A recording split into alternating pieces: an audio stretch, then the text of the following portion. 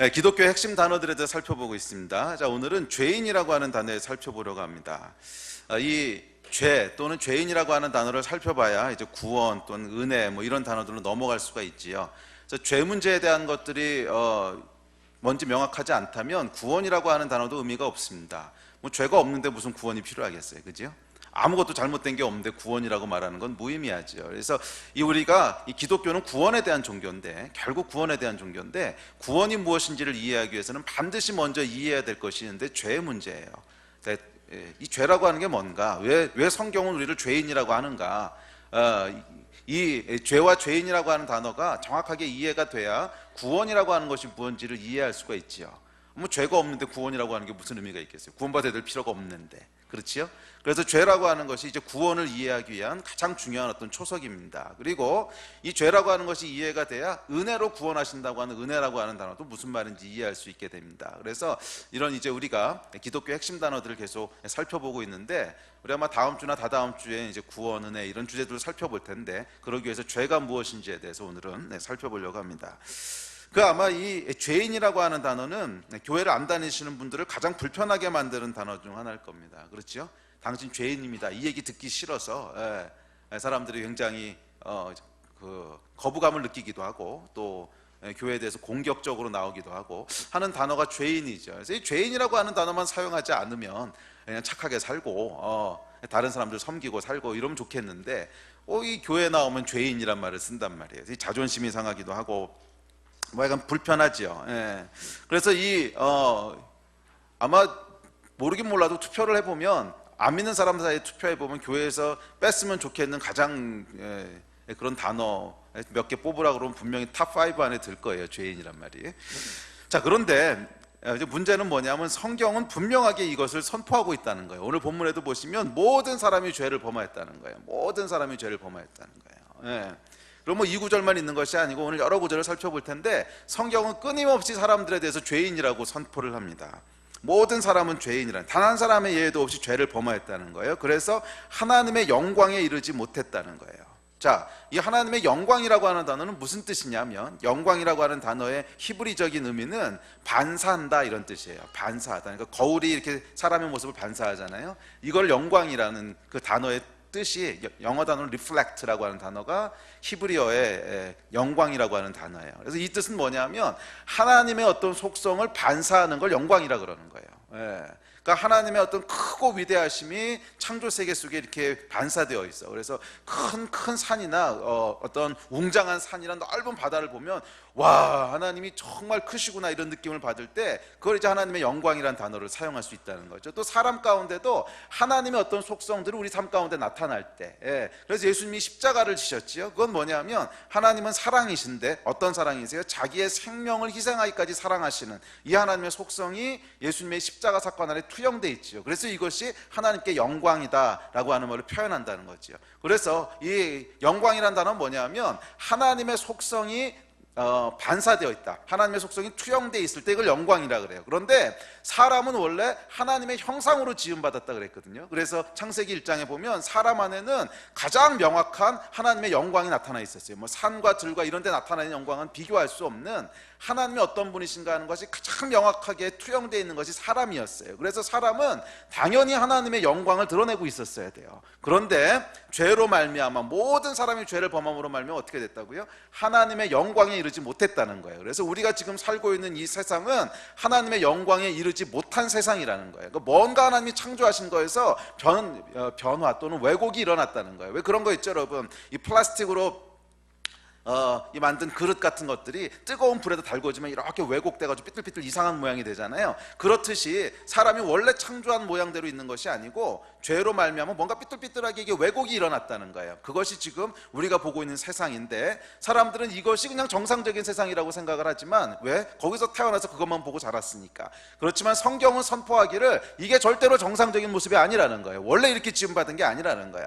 원래 세상에 죄와 고통과 분노와 부조리가 있도록 지음받은 받은 게 아니고 원래는 하나님께서 질서 가운데 가장 아름다운 모습으로 세상과 사람들을 창조하셨다는 거예요. 그런데 성경이 선포하는 것은 모든 사람이 죄를 범하여서 하나님의 영광에 이룰 수 없게 됐다는 거예요. 그러니까 뭔가 왜곡이 일어났다는 거예요. 뭔가 왜곡이 일어났다는 거예요. 예. 뜨거운 불에 플라스틱 그릇이 녹아서 삐뚤삐뚤한 이상한 모양이 되듯이 그렇게 세상이 변해버렸다는 거예요. 이것이 성경이 선포하고 있는 죄에 대한 첫 번째 메시지입니다. 자, 그래서 이제 오늘은 성경의 몇 구절을 찾아보면서 큰 본문 한 두세 군데를 찾아보면서 성경이 죄에 대해서 구체적으로 뭐라고 얘기하고 있는지, 죄의 본질이 도대체 뭔지, 그리고 죄가 왜 우리의 삶을 왜곡시키는지, 이런 것들에 대해서 살펴보려고 합니다. 자, 성경은 죄에 대해서 뭐라고 얘기하고 있을까요? 가장 먼저 죄에 대해서 나타나고 있는 성경 구조는 창세기 3장의 선악과 사건입니다. 여러분 너무 잘 아시는 죄의 뿌리고 근원이지요. 자, 창세기 3장으로 가보겠습니다. 창세기 3장 1절부터 6절까지. 창세기 3장 1절부터 6절까지. 성경의 맨 앞으로 가십시오. 창세기 3장 1절부터 6절까지 보겠습니다. 자, 1절부터 6절까지 우리 찾으셨으면 한 목소리 읽겠습니다. 시작. 그런데 뱀은 여호와 하나님이 지으신 들짐승 중에 가장 간교하니라. 뱀이 여자에게 물어 이르되 하나님이 참으로 너희에게 동산 모든 나무의 열매를 먹지 말라 하시더냐.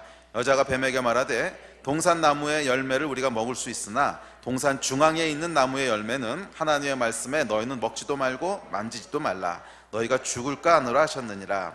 뱀이 여자에게 이르되 너희가 결코 죽지 아니하리라. 너희가 그것을 먹는 날에는 너희 눈이 밝아져 하나님과 같이 되어 선악을 알 줄 하나님이 아심이니라. 여자가 그 나무를 본즉 먹음직도 하고 보암직도 하고 지혜롭게 할 만큼 탐스럽기도 한 나무인지라. 여자가 그 열매를 따먹고 자기와 함께 있는 남편에게도 주매 그도 먹은지라. 처음 죄죠. 이것을 이제 성경은 원죄라고 부르는, 인간이 처음으로 타락하게 되는, 그래서 하나님의 영광에 이르지 못하는 왜곡이 일어나게 되는 첫 번째 사건입니다. 자, 성경이 이야기하는 죄의 본질이 뭡니까? 이것은 명확합니다. 뭐 이렇게 어렵지 않아요. 성경이 얘기하는 죄의 본질은 하나님이 하지 말라 그러신 것을 한 거예요. 하나님이 넘지 말라 그런 선을 넘어간 거예요. 이것이 죄의 본질입니다. 하나님께서 아담과 하와를 창조하시고는 모든 자유를 주셨어요.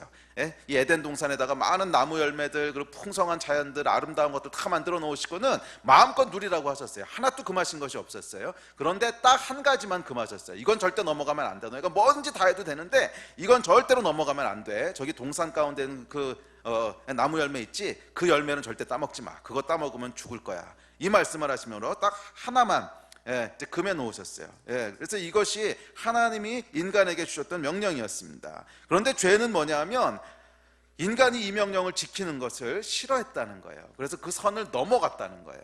자, 이것은 뭐냐면 인간이 하나님의 권위 아래 머무는 것을 거부했다는 거예요. 그래서 죄의 본질은 권위와 연결되어 있습니다. 하나님께서 어떤 권위를 가지고 말씀하셨는데 이건 넘어가면 안 돼 하는 권위를 가지고 룰을 정하셨어요. 룰을 정하셨는데 이 룰을 깨고 그 선을 넘어간 거지. 그러니까 이것은 선을 넘어간 것 자체도 문제지만 그것이 의미하는 것이 더 큰 문제인데, 그건 뭐예요? 하나님의 권위에 대한 도전이었다는 거예요. 하나님의 권위 아래 있기를 싫어했다는 거예요. 그냥 하나님이 아무리 넘지 말라 그랬어도 네가 무슨 권위로 넘지 말라 그래? 내가 넘고 싶으면 넘을 거야. 이게 뭐예요? 권위를 인정하지 않겠다는 거죠. 이것이 죄의 본질이라는 거예요. 그래서 죄의 본질은 가장 심플하게는 하나님이 금하신 것을 한 것, 또는 넘지 말라 그런 선을 넘은 것인데, 그 조금 더 본질적인 의미는 그 넘지 말라고 하는 룰을 정하신 분의 권위를 거부한 거예요. 그 권위 아래 있기를 거부한 것, 이것이 죄라는 거예요. 자, 권위라고 하는 것이 뭡니까? 그래서 오늘 이제 이 죄를 이해하기 위해서 가장 중요한 단어가 권위인데, 권위.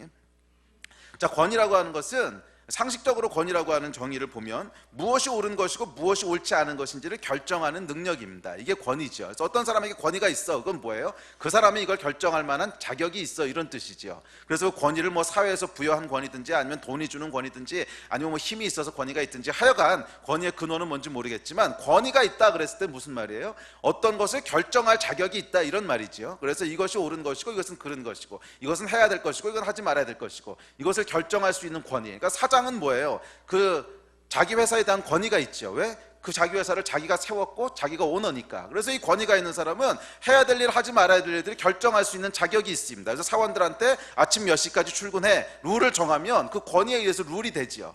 왜? 권위가 있으니까.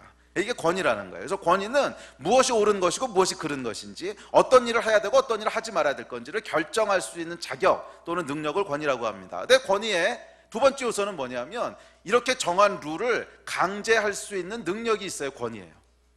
이제 어떤 사람이 룰을 정했어요. 그래서 이제 아침 9시까지 나와야 돼. 룰을 정했는데 아무도 그 얘기를 귀담아 듣지 않아.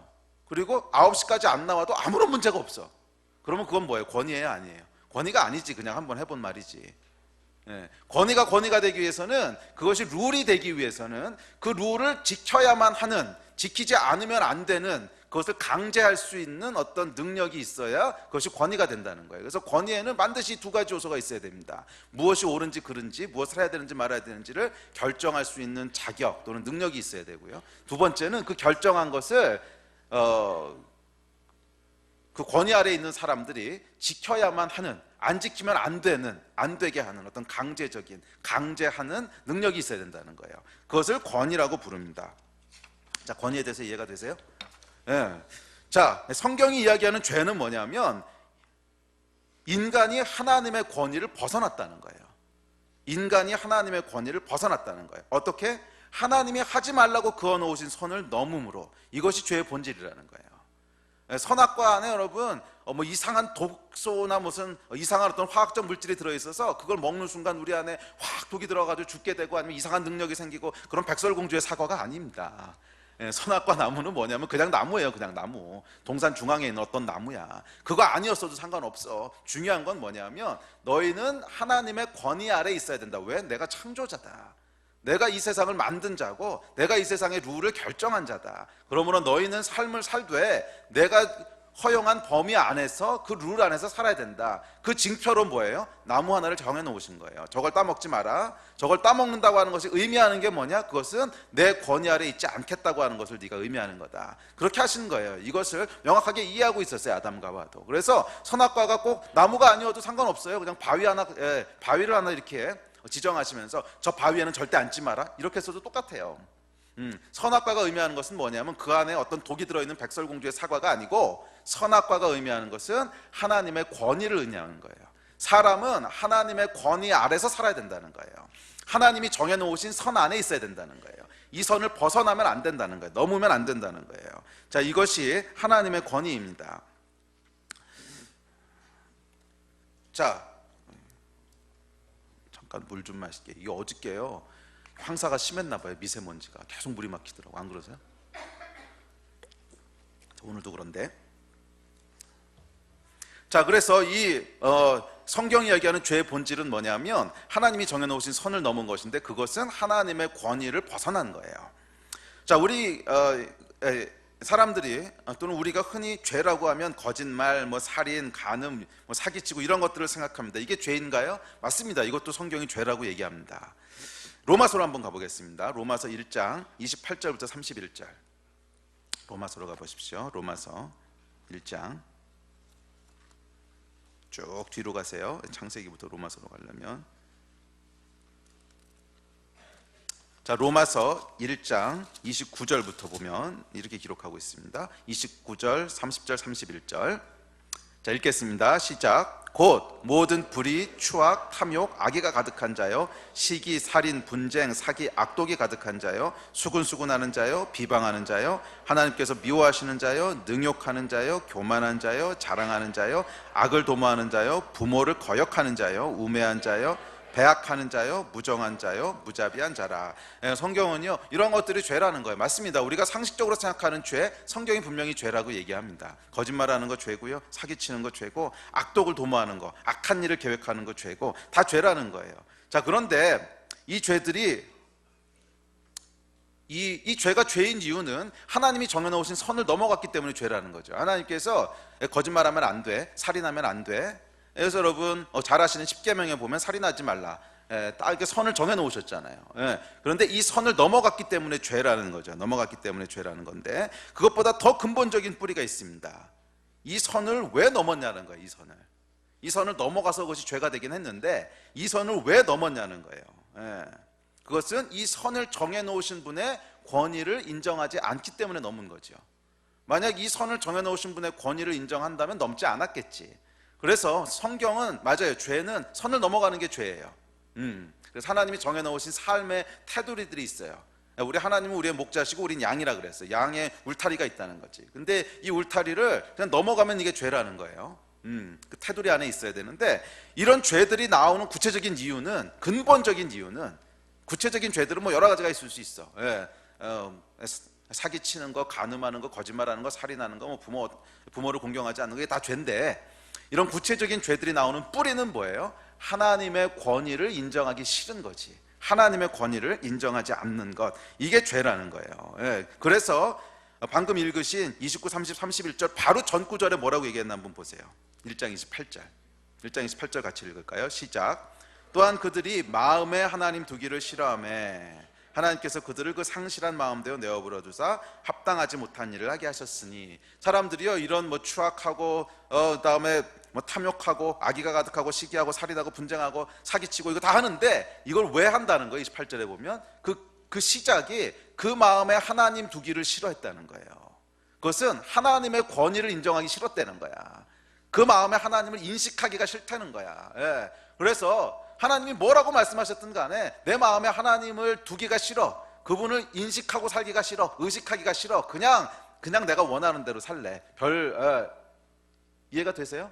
그러니까 부모가 자녀한테요, 너 이거 절대로 만지면 안 돼, 그러고 갔는데 얘가 그 마음에 부모를 두기 싫어. 그것은 부모의 말을 별로 의식하지 않아. 그러면 뭐 만지지 말라 그러면 만지겠죠. 이게 뭐예요? 넘지 말라 그런 선을 넘는 이유지. 부모의 말을 별로 심각하게 받아들이지 않는 것, 부모의 권위를 인정하지 않는 것, 하나님을 심각하게 생각하지 않는 것, 하나님의 권위를 인정하지 않는 것, 이게 모든 죄의 뿌리라는 거예요. 그러니까 넘지 말라 그런 선들을 넘는다는 거예요. 자, 기억하십시오 여러분. 죄를 짓는 이유는, 선을 넘는 이유는 그것에 마음에 하나님 두기를 싫어하기 때문이에요. 하나님의 권위 아래 있기를 거부하기 때문이에요. 이것이 성경이 이야기하는 원죄입니다. 원죄가 뭔지 아시겠어요? 그러니까 우리가 어떤 삶의 순간순간 날마다 짓는 것도 죄예요. 거짓말하고 사기치고 때리고 뭐 이거 다 죄지. 근데 이것의 뿌리가 되는 원죄는 뭐야? 하나님을 그 마음에 두기 싫어하는 것, 다시 말해서 하나님의 권위를 인정하지 않는 것이 원죄라는 거예요. 여러분 혹시 심판의 권위를 무시하는 축구를 해보신 적이 있습니까? 이게 동네 애들 축구에서는 종종 심심치 않게 일어나는데, 자매님들은 죄송합니다. 축구 얘기하면 굉장히 싫어하시는 거 알지만, 그래도 이게 가장 이해하기 좋은 예예요. 그래서 뭐 어려운 거 아니니까 잘 들으시고 따라오세요. 동네 애들 축구에서는 심심치 않게 있습니다. 동네 축구에서는 종종 제일 어리거나 말빨이 없는 애를 심판으로 세웁니다. 왜? 다들 축구하고 싶어서 모였는데 이제 누가 심판하려고 그러겠어요? 자기도 축구 공차고 뛰고 싶지. 그래서 네가 심판해. 그럼 아니야 나는 안 할래, 난 오늘 뛸래. 그럼 네가 해. 나도 안 할래, 뛸래. 그럼 결국 누가 하게 되는 거예요? 제일 어린 애, 그리고 제일 말빨이 없는 애, 제일 권위가 주어지지 않는 애. 그래서 이런 애들이 보통 이제 심판을 하게 됩니다. 동네 축구에서 일어나는 현상이죠. 그래서 심판을 이제 그런 애들이 하게 됩니다. 자, 그런데 이렇게 축구를 하잖아요. 그러면요 진짜 개판이 됩니다. 진짜 개판이 돼요. 처음에는 좀 축구하는 것 같지요. 그래서 축구하는 것 같다가 조금 시간이 지나면 나중에는 꼭 싸움으로 끝납니다. 이건 아마 어린 시절 해보신 분들은 아실 거예요. 꼭 싸움으로 끝납니다. 게임이 되지를 않아요. 한쪽에서는 옵사이드라고 하고 다른 쪽에서는 동네 축구에 옵사이드가 어딨냐 그러고, 그러다 뛰다가 뒤에서 발로 차고, 근데 찼는데 왜 찼냐 그러면 난 안 찼다 그러고, 팔꿈치로 치고, 근데 왜 쳤냐 그러면 난 친 적 없다 그러고 막 이러면서요. 뭐 심판이 아무리 휘수를 빽빽하고 불어도 들은 척도 안 합니다. 네가 뭘 하냐? 네가 뭔데 휘수는 빽빽 부냐? 뭐 이러고는 당사자들끼리 다 해결을 하죠. 당사자들끼리 결판을 냅니다. 그래서 결국 어떻게 돼요? 제일 나이 많고 제일 힘센 애가 결정을 하게 됩니다. 동네 축구에는 옵사이드라는 건 없다. 그럼 그게 이제 법이 되는 거죠. 심판이 뭐라고 말하든지는 상관없어요. 근데 문제는 뭐냐면 한참 있다가 자기네가 한 골을 먹었어. 그러면 이제 법을 바꿉니다. 이제부터는 옵사이드 있다. 그래가지고 그건 골이 아니다. 뭐 심판은 걔 하나 갖다 줘라. 그래서 게임이 되질 않습니다. 뭐 발로 차고 팔꿈치로 때리고 반칙이 난무합니다. 그래서 저희 막내도요, 승리도 이제 정식으로 요즘은 이제 축구 교실에서 형남 선생님이랑 같이 축구를 하죠. 형남 선생님. 그건 아주 게임이 재밌어요. 근데 그렇지 않고 애들끼리 모여서 어렸을 때 할 때 뭐 3명, 2명 모여서 자기들끼리 할 때는 항상 축구 시합이 끝나고 들어오면요 분노에 가득 차서 들어와요. 이게 행복해서 들어오는 게 아니야. 아니 재밌자고 게임하자고 갔는데 항상 들어올 때 보면은 막 분노에 가득 차서 들어요. 왜냐하면 얘는 이제 승리 여러분 아시겠지만 얘는 어렸을 때 별명이 경찰관이었잖아요. 그러니까 법대로 그대로 해야 되고 맞고 틀리는 것이 굉장히 중요한 애인데 하다 보면 애들이 룰을 안 지킨다는 거야. 그리고 분명히 옵사이드였는데 3명씩 축구하는데 옵사이드가 어딨냐고 이러고 인정 안 해주고, 분명히 자기 태클하는데 발이 높게 올라왔는데 발 높게 안 올라왔다 그러고 그래가지고 게임이 안 된다는 거예요. 그래서 재밌자고 간 게임인데 항상 들어올 때 보면 분노에 가득 차서 들어와요. 막 이렇게. 그런데 이제 축구 교실에 가서 축구하고 온 날은요, 비록 게임이 지면 좀 실망하긴 해도 분노에 가득 차서 들어오진 않아. 왜? 룰대로 했는데 진 거거든. 그러니까 어쨌거나 게임은 재밌었거든. 자, 여기 이 축구 게임에서 여러분 이 많은 인사이트를 우리에게 주고 있습니다. 많은 인사이트를 주고 있는데 이 축구 게임에서 여러분 반칙이 뭘까요? 그게 죄지요. 정확히 성경이 얘기하는 죄잖아요. 넘지 말아야 될 선을 넘는 것, 룰로 정해놓은 게 있는데 이것을 넘어가는 것, 이 반칙이 곧 죄지요. 축구에서는 이걸 인생의 비유해서 생각해 보세요. 룰을 어긴 거니까, 넘지 말라고 정해놓은 선을 넘은 거니까 축구에서 죄는 반칙입니다. 그런데 왜 위에 의해서 반칙, 즉 죄가 난무했을까요? 뭐 각각의 죄가 난무하는 순간에는 이유가 있을 겁니다. 골을 안 먹으려고 너무 열정적으로 하다 보니까, 또는 아니면 저 녀석이 아까 일을 툭 치고 갔는데 화가 나가지고 복수하느라고, 뭐 약간 이유는 여러 가지가 있을 거예요. 이제 뭐 실수로 그럴 수도 있고, 이 골을 안 먹으려다 보니까 뭐 다른 선택이 없었을 수도 있고, 각각의 반칙마다 이유가 있겠죠. 그러나 그것보다 더 근본적인 이유가 있습니다. 그건 뭐예요? 처음부터 심판의 권위를 인정하지 않고 들어간 거지. 제일 비리비리한 애, 제일 말빨 없는 애. 그래서 너 심판해! 그래도 그 얘기를 거부할 수 있는 능력이 없는 애. 그런 애를 이제 심판으로 세워놨기 때문에 처음에 게임에 들어갈 때부터 심판의 권위에 복종할 마음이 아예 없었어요. 나는 심판의 권위를 인정 안 해. 내가 하고 싶은 대로 할 거야. 내가 정하는 게 법이야. 이러고 들어간다면 이것이 진짜 근본적인 반칙의 이유지요. 그렇지 않아요? 만약에 심판의 권위를 진짜 인정하고, 그래서 심판이 레드카드를 꺼냈을 때 그러면 나는 더 이상 축구를 할 수 없고 집에 돌아가야 되는구나, 이 권위를 인정했다면 아마 그렇게 반칙하지 않았을 거예요. 뭐 실수로 좀 반칙할 수는 있어도 그렇게 고의적으로 반칙하진 않았을 거예요. 이런 반칙이 난무하는 이유의 진짜 근본적인 이유는 뭐예요? 심판의 권위를 인정하고 싶지 않은 거지. 심판의 권위 아래 있고 싶지 않은 거죠. 내가 하고 싶은 대로 하겠다는 거죠. 이것이 반칙이 난무하는 게임의 원죄입니다. 원죄. 원론적인 이유라는 거죠. 그리고 이게 성경이 얘기하는 원죄예요. 우리가 죄인이라고 하는 것은 우리가 죄를 지었기 때문에 죄인이 아니고, 죄인이기 때문에 죄를 짓는다는 거예요.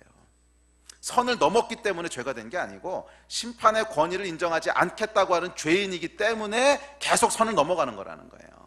이것이 성경이 이야기하는 원죄와 죄의 관계입니다. 우리는 삶 가운데 왜 넘지 말아야 될 선들을 계속 넘어갑니까? 그 마음에 하나님 두기를 싫어했기 때문이라는 거예요. 분명히 하나님이 살인하지 말라, 간음하지 말라, 이렇게 하지 말라, 저렇게 하지 말라 다 말씀해 놓으시고 테두리를 쳐놓으셨는데 이것을 별로 귀담아 듣지 않는 거지. 그 권위에 별로 신경 쓰지 않는 거지. 그 마음에 내 마음에 하나님 별로 두고 싶은 마음이 없는 거예요.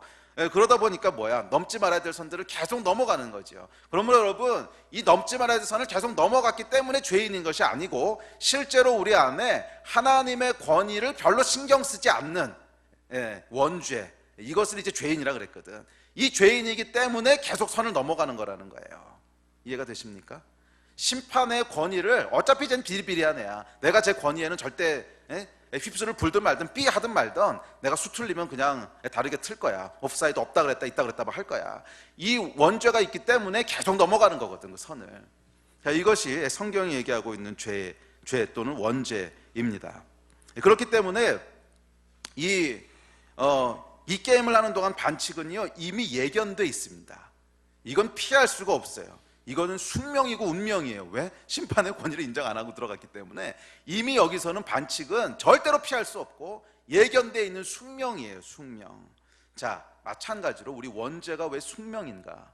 그것은 하나님을 마음 가운데 두기 싫은, 하나님의 권위에 별로 신경 쓰지 않는 이 태도를 가지고 삶에 들어갔기 때문에 이미 죄는 예견돼 있는 거라는 거예요.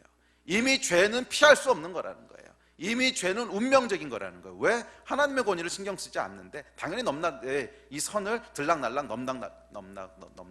넘나들락 해가 뭐 이렇게 할 거라는 거지. 예.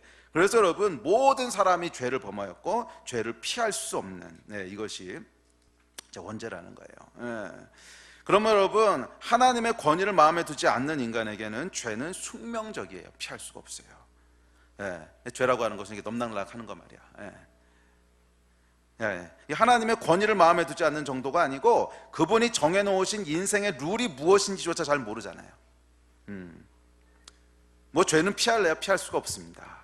다시 한번 기억하십시오. 성경이 선언하는 선언하는 것은 인간이 죄를 지었기 때문에 죄인이 아니고요, 죄인이기 때문에 죄를 짓는다는 거예요. 어떤 죄? 창조주 하나님의 권위를 부인하는 죄인.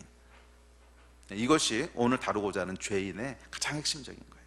창조주 하나님의 권위를 인정하지 않겠다고 하는 태도를 가진, 이게 죄인이라는 거예요.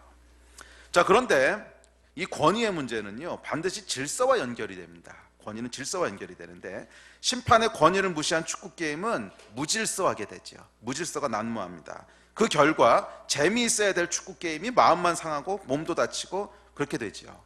제가 앞서 얘기했지만 저희 아들이 어렸을 때 동네 축구 2명, 3명 하는 거 갔다 오면 항상 분노에 차서 돌아오잖아요.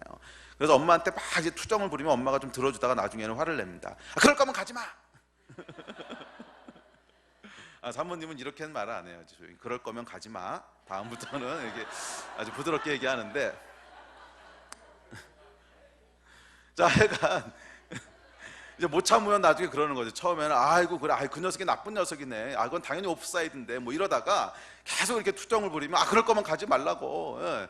아니, 게임이라고 하는 게 재밌자고 간 건데, 재밌지 않고 맨날 화가 나서 이게 분노에 차가지고 돌아올 거면 그거 왜 가냐고.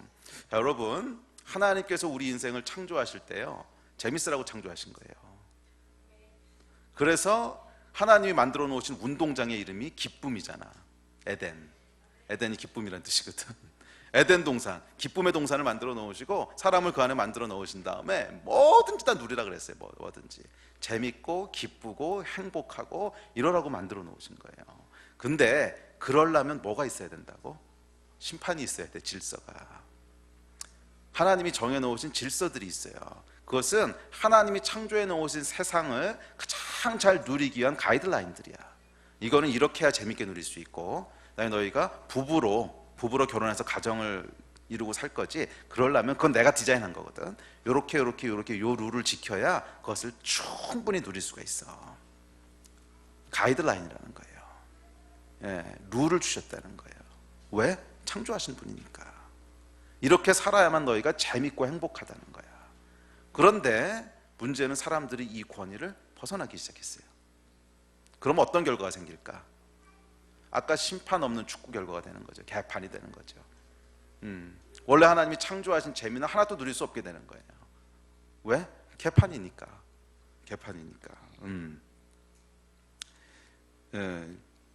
그래서 여러분, 우리 인생이 정말로 하나님이 창조하신 것대로 재밌고 흥미롭고 행복하고 그러려면 조건이 있어요. 그것은 룰을 지켜야 된다는 거예요. 어떤 룰?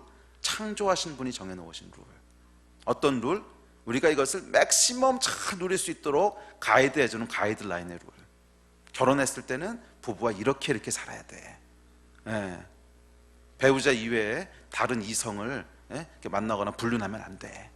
뭐 하나님 정해놓으신 룰들이 있잖아요.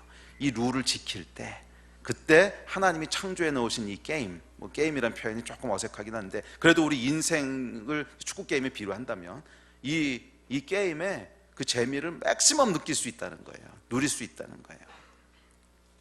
자, 축구에서 또 하나는, 축구에서 룰이 중요한 이유는 혼자 하는 게임이 아니라서 그렇죠. 만약 게임이 아니고 그냥 축구공 들고 와서 자기 혼자 이제 차고 연습하는 거다 그러면 뭐 룰 같은 거 없어도 됩니다. 이제 미니멈 룰만 있으면 되겠죠. 다치지 않기 위한. 그런데 이게 혼자 하는 게 아니고 우리 팀 11명, 상대 팀 11명, 그래서 22명이 뛰는 거거든. 이거는 룰을 정해놓지 않으면요 반드시 개판됩니다. 이 사람은 이게 룰이라 그러고 저 사람은 저게 룰이라 그러고 이 사람은 요게 룰이라 그러고 그럼 당연히 개판이 되겠죠. 그러다 싸움 나고 이렇게 되겠지. 자, 우리 인생도 여러분 혼자 사는 인생이 아니라는 거예요. 함께 살아가도록 지음받은 인생이라는 거예요. 첫째는 하나님과 함께 우리가 살아가야 되고요. 둘째는 사람들과 함께 살아가야 돼요. 그래서 이것은 모든 사람이 다 같이 동의할 수 있는 룰이 있고 그 권위 아래 복종할 때만 조화롭고 행복하게 살 수 있지, 그렇지 않고 각 사람이 소견에 오른 대로, 각 사람이 내가 정한 룰대로 그렇게 살아간다면 어떻게 될까요? 축구 게임을 하는데 11명이 있는데 아니죠, 22명이지. 22명이 다 다른 룰을 갖고 있어요. 그래서 어떤 사람은 손으로 좀 만져도 돼. 어떤 사람은 머리로 헤딩하는 건 반칙이야. 어떤 사람은 무릎으로 상대를 까는 것까지는 용서할 수 있어. 22명이 다 다른 룰을 갖고 있다면 여러분이 게임이 안 돼요. 이거는 개판이지. 서로에게 상처만 주고 결국 이 게임이 끝날 땐 뭐가 돼요? 분노에 차서 집에 돌아가게 되는 거지. 우리 승리가 그렇게 하듯이. 자, 세상은 여러분 함께 살아가도록 지음받았어요. 22명이 아니고 60억 인구가 함께 살아가야 되고요. 무엇보다 중요한 것은 하나님과 함께 살아가야 돼요. 그래서 거기에는 룰이 있어야 되는데 모든 사람이 다 같이 동의할 수 있는 룰이 있어야 돼요. 그 얘기는 모든 사람이 동의할 수 있는 권위가 있어야 된다는 거야. 그래서 맞아, 이 룰이 맞는 거고 모든 사람은 그 권위 아래 복종하는 게 맞는 거고 모든 사람이 그렇게 사는 것이 올바른 거고 이거에 복종할 수 있는 룰이 있어야 된다는, 그 권위가 있어야 된다는, 그래야만 뭐가 돼요? 행복하게 살 수 있다는 거예요. 그래야만 이 게임을 재미있게 즐길 수 있다는 거예요. 그래야만 하나님 만들어 놓으신 에덴의 게임, 에덴의 에덴의 축구 시합, 하여간 에덴의 이 축구 시합을 가장 재미있게 즐길 수 있다는 거예요. 이해가 되십니까? 그런데 선악과의 이제 문제는 뭐예요? 선악과의 문제는 이것을 내가 스스로 정하겠다는 거야. 이 선악과라고 하는 것의 의미는 뭐냐면 여러분, 이 선악과는 선과 악을 알게 하는, 그 이야기 전에 하나만 먼저 하고 넘어갑시다. 그렇다면 여러분, 이 모든 사람이 다 같이 동의할 수 있는 권위는 누구에게 주어져야 되겠어요? 하나님에게 주어지는 게 당연한 거 아니겠어요? 왜? 그분이 창조하셨으니까. 모든 사람이 동의할 수 있는 권위는 누구에게 주어져야겠어요? 창조주에게 주어져야 돼요. 왜? 그분만이 아시니까. 우리는 여러분 무엇이 좋은 룰이고 무엇이 나쁜 룰인지를 다 모릅니다. 뭐 축구 시합이야 단순하니까 잘 룰을 디자인할 수 있겠지만 우리 인생이 여러분 시합이라고 생각해 보세요. 얼마나 복잡한가. 그것도 22명이 뛰는 게 아니고 60억 70억이 한꺼번에 뛰어. 이걸 여러분 룰을 정한다고 하는 게 보통 일이겠어요? 이것은 사람이 정할 수 있는 범주가 아니라는 거예요. 그리고 우리는 어떤 룰을 정해서 이게 인생의 최선일 거야 그랬는데 한참 가보면 이게 최선이 아니야. 미래를 몰라. 그래서 여러분 이 룰을 정할 수 있는 지혜가 있는 분은 누구예요? 창조하신 분밖에 없어요. 디자인하신 분밖에 없어. 그분은 이것을 다 컨트롤할 수 있는 역량이 되시니까 디자인하신 거거든. 그래서 당연히 권위는 그분에게 주어져야 돼요. 당연히 권위는 그분에게 주어져야 되고 그분께 동의하고 살아가야 돼요. 그래야만 이 세상에 질서가 주어질 수 있고 그 질서가 주어졌을 때 사람들이 기쁨과 행복을 누릴 수 있게 되는 에덴이 다시 회복된다는 거예요. 아멘. 자, 그런데 이 권위를 우리가 무시하면, 이 권위를 벗어나면 어떻게 돼요? 그 결과는 무질서예요. 성경이 선포하는 것은 하나님이 권위자시라는 거예요. 하나님만이 권위자시라는 거예요. 무엇이 옳은 것이고 무엇이 그른 것인지를 누가 결정합니까? 하나님이 결정하세요. 왜? 하나님이 창조주시니까. 하나님이 디자인하셨으니까. 어휴, 깜짝 놀랐네. 귀담아 들으라는 거야.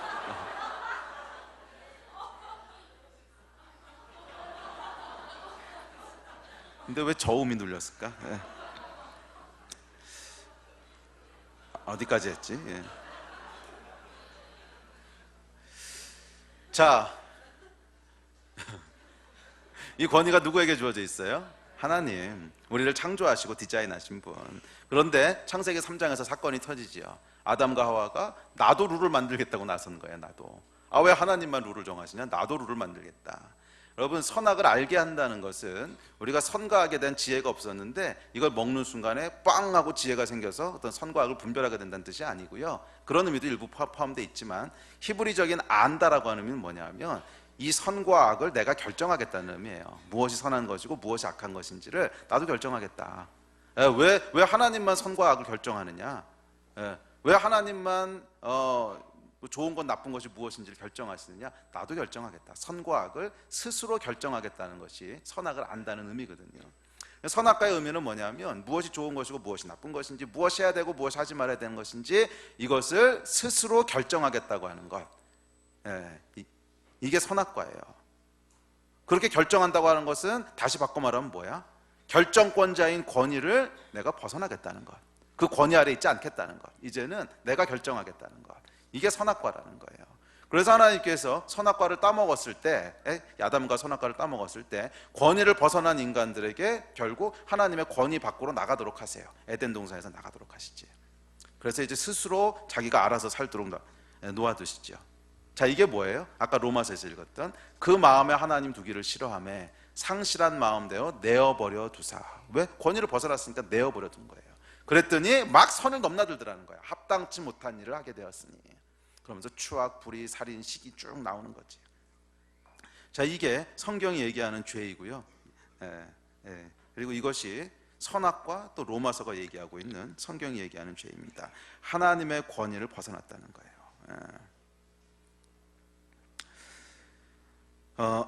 그래서 사실 많은 사람들이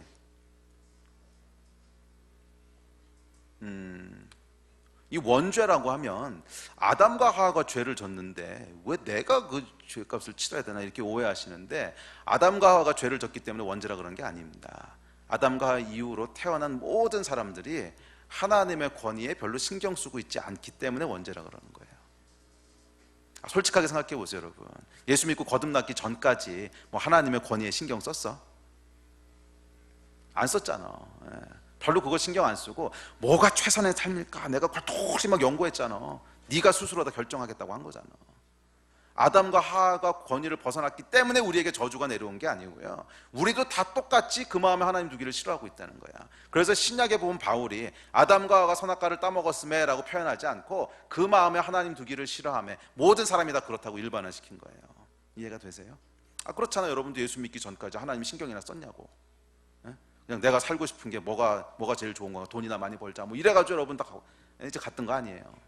자, 이것이 성경이 얘기하는 원죄의 의미입니다. 그래서 우리는 이 별로 하나님의 권위를 인식하지 않고 살지요.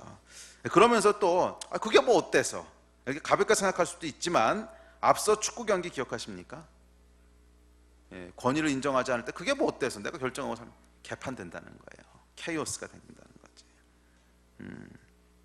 세상 경기장이 심판이신 하나님의 권위를 무시함으로 인해 개판이 되어버리는 거예요.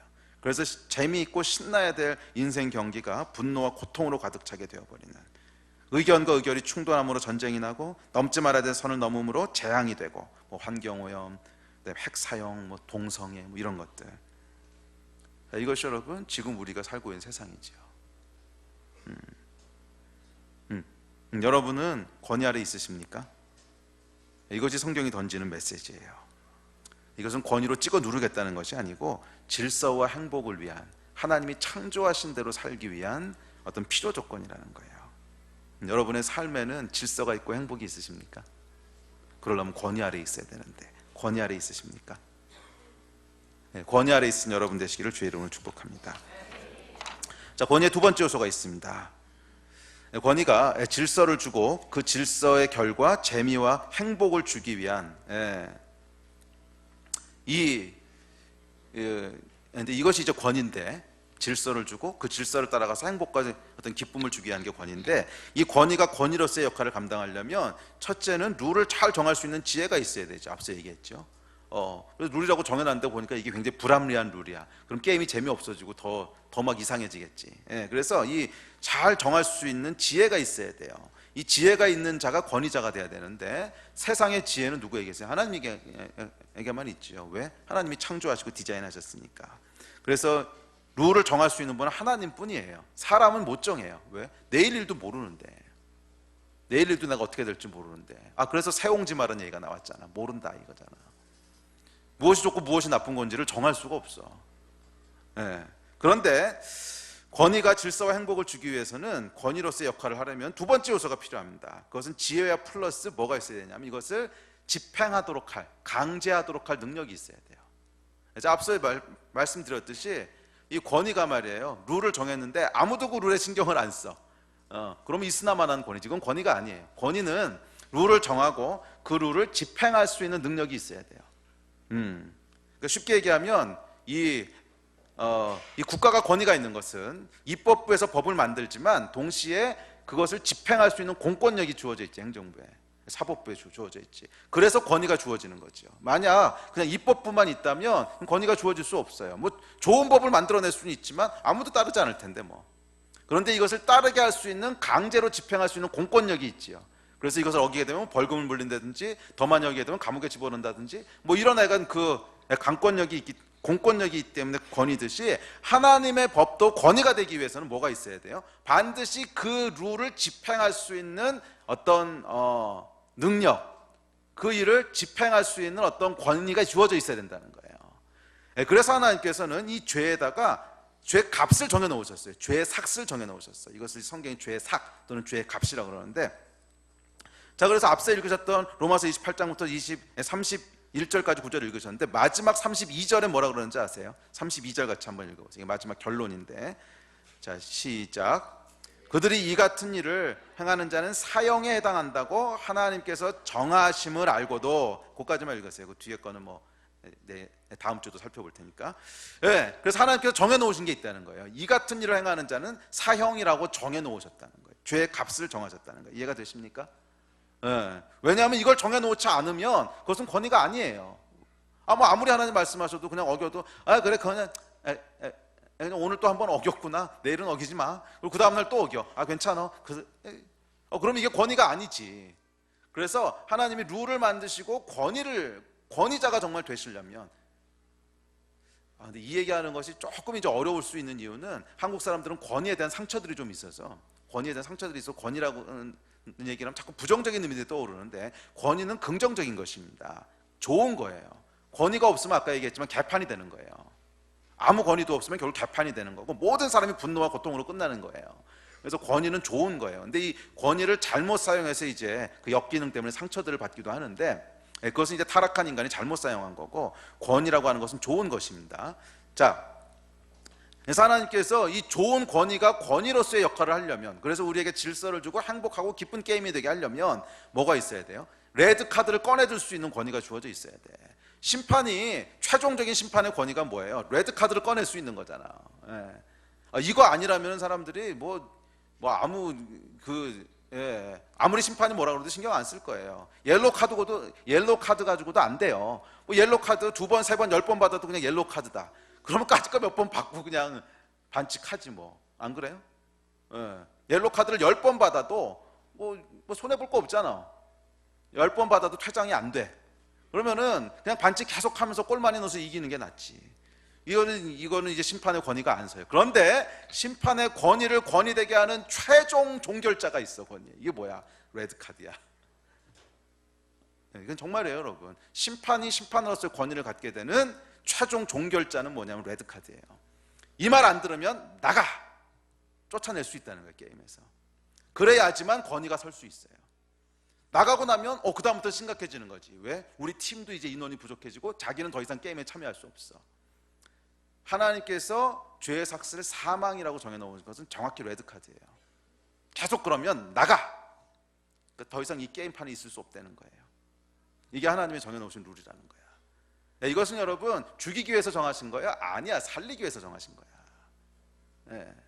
하나님께서 너는 내가 죽일 거야, 그래가지고서 이 룰을 만들어 놓으시고 이 삭스는 사망이야 이러신 것이 아니에요. 여러분, 게임할 때 레드카드를 퇴장시키려고 만든 게 아니지. 게임을 잘하려고 만든 거지. 모든 사람들이 재밌게 즐기게 하려고 레드카드 제도를 둔 거지. 쫓아내기 위해서 레드카드를 게임의 목적은 레드카드를 많이 주는 게 게임의 목적이 아닙니다. 심판이 이 게임을 얼마나 재밌고 훌륭한 축구 게임이 되게 했느냐는 레드카드를 몇 번이나 발산했느냐, 이게 아니잖아. 레드카드를 가장 적게 써야지 게임이 잘 된 거지. 이해가 되세요? 그래서 이 죄의 삭은 사망이라고 하는 것은 하나님께서 권위자가 되시기 위한 피할 수 없는 조건이라는 거예요. 이 조건 말고는 하나님의 권위가 권위되게 할 수 있는 방법은 없어요. 심판에게 레드카드가 주어지지 않는 한, 아무리 옐로카드가 어쩌고 해도 레드카드가 있지 않는 한 심판의 권위는 세워지지 않아요. 똑같은 원리예요. 하나님께서 왜 죄의 삭슬 사망이라고 하셨냐면 이 인생 게임이라고 하는 판에서 퇴장시킬 수 있는 권위가 주어져 있지 않는 한 이 룰은 지켜지지 않는다는 거예요. 네, 이해가 되세요? 자, 그런데 여러분, 이것이 죽이기 위한 룰인가요? 아니에요. 살리기 위한 룰이야. 다 같이 행복하게 될 수 있기 위한, 모든 사람을 살리기 위한 룰이라는 거예요. 여러분, 왜 등산하다가 보면은 비가 많이 온 날 등산로가 허물어져가지고 위험하게 된 때가 있죠. 그럼 거기다 노란 테이프를 붙여놓고서 출입 금지, 뭐 사망 위험 이런 식으로 써놓잖아. 그러면 여러분, 그 테이프를 그어놓은, 선을 그어놓은 이유는 뭐예요? 그 선 넘어가서 죽는 거 보려고? 죽이는 게 목적이 아니지. 살리는 게 목적이지. 이거 넘어가면 죽으니까 넘어가면 안 된다고 하는 걸 알려주는 거죠. 이해가 되세요? 죄의 삭은 사망이라고 했을 때는 죽이려고 만드신 것이 아니고 이거 넘어가면은 인생 퇴장이라는 거예요. 인생 퇴장이라는 거야. 이해가 안 되시나 본데요. 그래서 하나님께서는 이것을 여러 가지로 표현하세요. 성경에 보면 굉장히 다양하게 표현하셨어요. 그래서 당신은 목자시고 우리는 양이고, 그래서 양은 목자의 돌봄 안에 있어야 되고, 뭐 우리 안에 있어야 되고, 울타리 안에 있어야 되고, 이 울타리를 불법으로 넘나드는 것은 막 이제 사단이나 하는 짓이고, 뭐 하여간 이렇게 여러 가지로 표현을 하셨는데, 그러니까 하나님께서 울타리를 쳐놓으셨단 말이야. 이거 넘어가면 퇴장이라는 거야. 죽음이라는 거야. 살리기 위해서 하신 거예요. 네. 살리기 위해서, 모든 사람들이 가장 조화롭게 살게 하기 위해서 하신 거라는 거죠. 그래도 이렇게 보니까 불편하신 분들이 있어요. 뭔 생각하시는지 제가 읽혀요. 그래도 그렇다고 사형이야? 너무한 거 아니야? 솔직히 얘기해봐. 이 생각 있죠? 그래도 그거였다고 다 사형이야? 모든 죄의 삭제 사형이란 말이야. 네. 그럼 어렸을 때 내가 그 짝꿍 연필 하나 훔친 것도 사형이야? 어떻게 생각하세요? 너무 심한 거 아니야? 너무 심한 거 아니야? 아니 뭐 그 정도 했다고 사형이야? 자, 여기에 대해서 성경이 뭐라고 얘기할까요? 성경이 대답을 하고 있어요. 네, 제가 읽어드릴게요. 야고보서 4장 11절 12절이에요. 한번 찾지 말고 따라오세요. 그냥. 형제들아, 서로 비방하지 말라. 형제를 비방하는 자나 형제를 판단하는 자는 곧 율법을 비방하고 율법을 판단하는 자라. 율법은 뭐 하나님 정하신 법, 이것을 비방하고 판단한다는 거예요. 에이, 그거 너무 심한 거 아니야? 그거는 잘못됐는데, 뭐 이런 거 얘기하는 거야. 자, 아까 생각했던 분들 감이 잡히시죠? 그거 너무 심한 거 아니야? 정확히 이 얘기예요 지금. 율법을 비방하고 판단하는 자나, 만일 율법을 판단하면 율법의 준행자가 아니고 재판장이로다. 입법자와 재판관은 오직 한 분이시니 능히 구원하시기도 하시며 멸하기도 하시느니라. 너는 누구이간데 이웃을 판단하느냐? 성경의 대답입니다. 네가 뭔데? 그거 너무 심한 거 아니에요? 네가 뭔데? 아, 그래도 이 연필 하나 훔쳤다고 사형이 퇴장이라고? 그거 하나님 너무하신대요. 아, 그럼 네가 하나님 해. 아, 그러면 네가 입법자에서 룰을 만들어. 성경이 뭐라 그러냐면 우리는 그 율법의 준행자, 즉 율법을 지켜야 되는 입장에 있는 사람이지 율법의 입법자, 율법을 만드는 사람이 아니라는 거야. 율법의 재판관, 그것을 판단하고 심판하는 자도 아니라는 거야. 너희는 너희에게 권위가 주어진 게 아니고 하나님의 권위 아래 있으라고 얘기했잖아. 몇 번을 얘기해야 알겠어. 하나님의 권위 아래 있으라고. 그 얘기는 뭐냐면 내가 입법자고 재판자가 아니고 나는 그 원의를 따라가는 준행자라는 거예요. 그래도 너무 심한, 아이고 말귀를 못 알아듣네. 지금 그 얘기가 바로 정확히 선악과라는 거예요. 그게 성경이 얘기하는 정확히 선악과. 그래도 그게 사형. 아, 그럼 네가 룰을 정하지. 네가 선과 악을 결정해. 선악과. 이해가 되세요? 하나님의 권위 아래 있지 않겠다는 태도. 성경이요 명확하게 얘기합니다. 원죄란 바로 정확히 그거라는 거예요. 그 벌칙이 뭔지는 하나님이 정하신다는 거야. 하나님이 지혜가 있지 네가 지혜가 있냐는 거야. 아, 그렇게 정하셨으면 뭔가 이유가 있겠지. 다음 주에 우리가 살펴볼 텐데요, 죄는 말이에요, 그 죄를 질 때 감각이 없어요. 뭐 이까짓 거야. 항상 그렇게 져. 그 죄가 심각하다고 생각하면서 그 죄 지는 사람 아무도 없어요. 세월호가 침몰하면서 어마어마한 전 국민을 우울증에 빠지게 하는 정말 최근에 있었던 전대미문의 엄청난 사건이 벌어졌는데 근데 그 전에 보면 이제 불법들이 있었죠. 넘지 말아야 될 선들을 넘지. 사람을 정원 이상 태우고 배를 점검을 하지 않고 그다음에 짐 싣는 것들도 이렇게 묶어놓지 않고. 자, 여러분, 그것을 할 때, 그 불법을 행할 때 사람들이 세월호 사건이 있을 거를 예상했을까요? 못했을까요? 그거 예상했다면 아무도 그거 안 하지. 예상 못해요. 뭐 이까짓 거야. 그까지 줄 하나 묶고 안 줘. 그까지 사람 한 명 더 태운다고 이 큰 배가 어떻게 돼? 항상 그렇게 생각하는 거지. 다음 주에 살펴볼 죄의 특성 중에 하나인데, 하와도 똑같았어요. 이까지 사고 하나 뭐. 아니 뭐 하나님을 대적해서 내가 군대를 모아가지고 싸우겠다는 것도 아니고, 그렇게 심각한 게 이까지 사고 하나 뭐. 항상 그렇게 시작되는 거지. 뭐 이까지 사람 하나 더 태우는 거 뭐. 근데 여러분, 그 결과는 우리가 상상할 수 없는 결과를 만들어냈거든. 이게 죄의 속성이에요. 우리는 모른다는 거야. 이 죄가 도대체 어떤 나비 효과를 만들어내는지 전혀 몰라요. 그래서 우리 입에서는 쉽게 뭐가 나오냐면 그런다고 사형이에요? 그게 너무 심한 거 아니야? 이건 여러분, 우리가 세월호 사건이 만약 안 일어났다면 그 사람 사형시키라는 얘기 나오겠어요? 사람 하나 더 집어넣었다고 무슨 사형이야? 배에다 태워야 될 정원보다 한두 명 더 넣었다고 무슨 사형이냐고. 그런데 세월호 사건이 일어나고 나니까 다들 뭐라 그래? 이구동성으로 모든 사람이 사형시키라고 그러잖아. 이 위선자들. 똑같은 짓인데 사건이 일어난 걸 보지 못했을 때는 뭐 사람 하나 더 태우는 게 뭐 그렇게 큰 죄라고 그냥 봐줄 수도 있지. 이러다가 사건이 터지고 나면 죽여라 이러잖아. 위선자들, 어리석은 자들. 모른다는 거예요. 우리가 가볍게 생각하는 그 죄 하나가 무슨 효과를 일으키는지 하나님은 아신다는 거예요. 우리 몸에 여러분 암세포가 있죠. 암세포가 있다는 게 생길 수 있다는 거지. 근데 암세포는 이제 세포 하나입니다. 세포 하나에서 시작해서 암세포가 번식돼 가는 거지. 근데 우리 몸에 여러분 세포가 몇 개나 있는 줄 아세요? 대충 60조 개 정도 있대요. 60조. 많지. 저는 조금 더 많을 텐데 62조쯤 될 것 같은데, 그러니까 60조의 세포가 있는데 그 중에 하나가 암세포야. 뭐 이게 뭐 이렇게 대단한 60조분의 1인데, 그런데 의사는 그 세포를 발견하는 순간 이건 당장 퇴출시켜야 됩니다. 당장 수술해서 떼내야 됩니다. 그런데 이 환자가 60조 중에 하나인데, 60조 개 중에 하나인데 뭘 그렇게 호들갑을 떨고 그러셔. 60조 중에 하나인데 그걸 뭘 떼어낸다. 60조 개나 되는데 그 중에 하나인데. 여러분, 그 결과가 어떻게 되죠? 결국 이 하나가 60조의 세포를 죽이죠. 의사는 아는 거예요. 왜? 권위자니까. 이걸 가만 놔두면 60조가 죽는구나. 아는 거야. 근데 권위자가 아닌 사람은 몰라요. 그까짓 거 하나 뭐. 의사의 권위 아래 있기를 거부해. 그 결과 어떻게 돼요? 60조가 죽어요.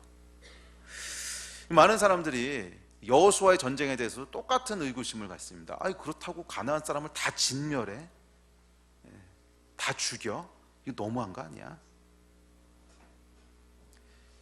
60조 개 중에 하나 암세포를 그렇다고 죽여? 너무한 거 아니야? 여러분이 가나안 문화에 보면 어떤 문화가 있냐면요, 가나안을 진멸하라고 한 명확한 이유가 있습니다. 그것은 인신 제사가 있었어요.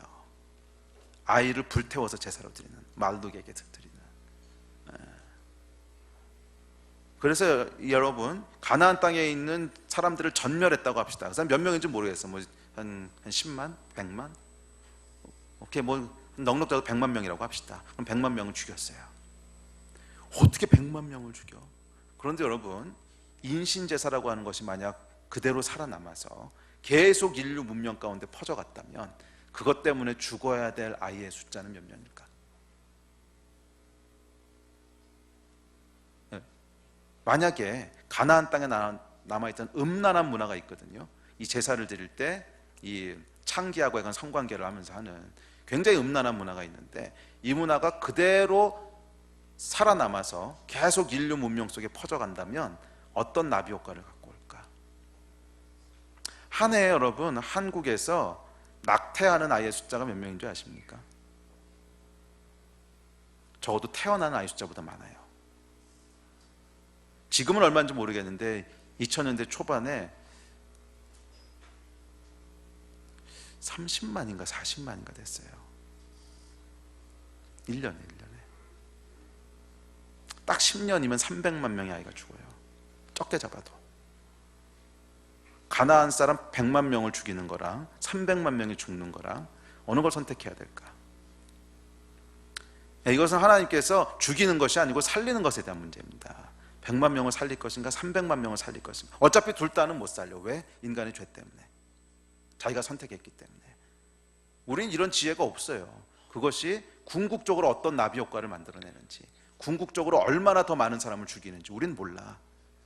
결국 그 한두 명 더 태운 것이 세월호 수백 명을 죽이는, 몰라요. 이거를 하나님은 아시거든. 죄의 삭은 사망이라. 이건 여러분 시비 걸 게 아니에요. 하나님의 권위 아래 순종해야 될 거지. 이해가 되십니까? 예. 자, 그러므로 여러분, 권위자에게는 순종하는 것이지 대드는 것이 아닙니다. 자, 어찌되었던 하나님이 죄에 대해 정해놓으신 삭은 죽음입니다. 그리고 예수 그리스도의 구원은 여기서부터 시작되는 거예요.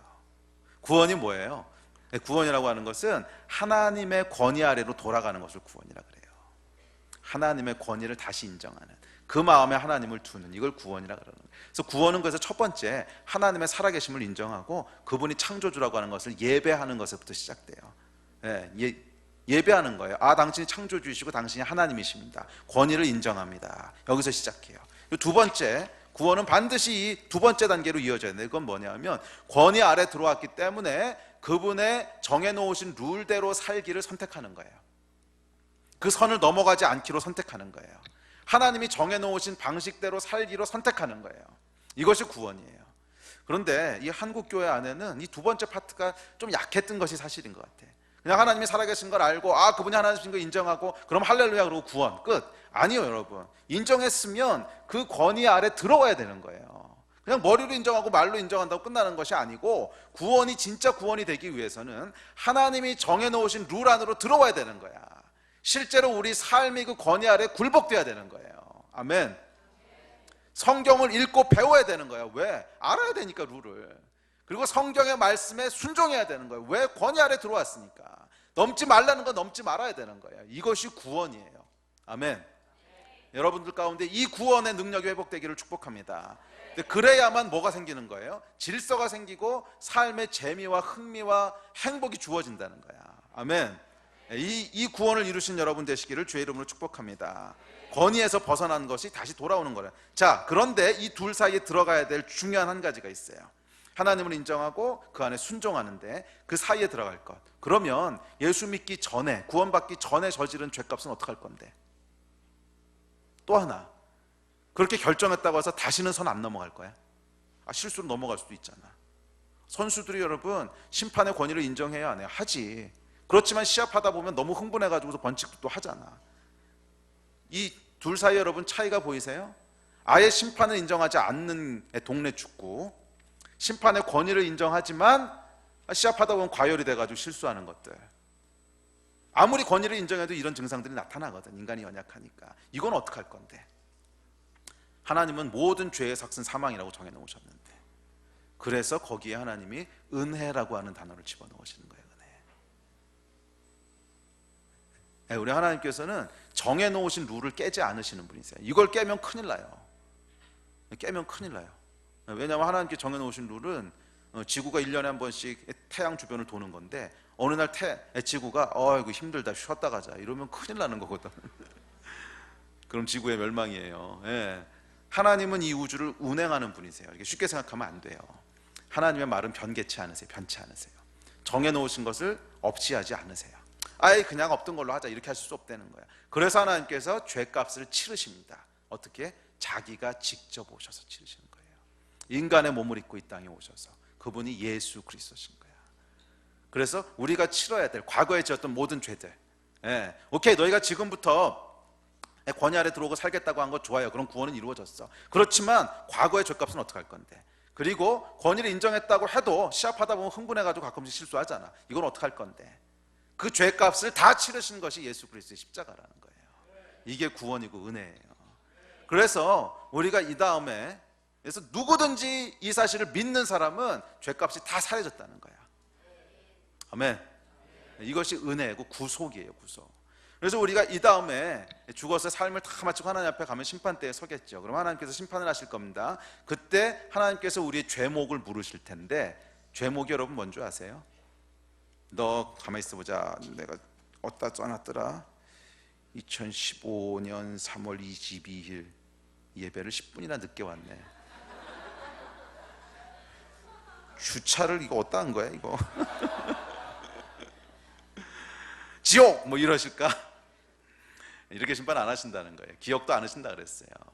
우리가 심판대 앞에 서면 딱 하나만 물어보세요.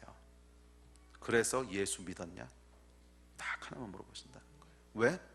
모든 죄값은 이미 다 치르셨기 때문에 그 죄에 대한 페이는 다 끝났다는 거예요. 더 이상 묻지 않으신다는 거예요. 왜? 값을 치렀으니까. 그런데 마지막 주어진 하나의 선택이 주어졌어요. 그래서 이걸 네가 받아들일 거냐 말 거냐. 그래서 이 예수 그리스도의 구속의 은혜를 받아들일 거냐 말 거냐. 우리 앞에요, 처음에 아담과 앞에 주셨던 선악과의 선택과 똑같은 선택을 다시 주신 거예요. 하나님 공평하세요.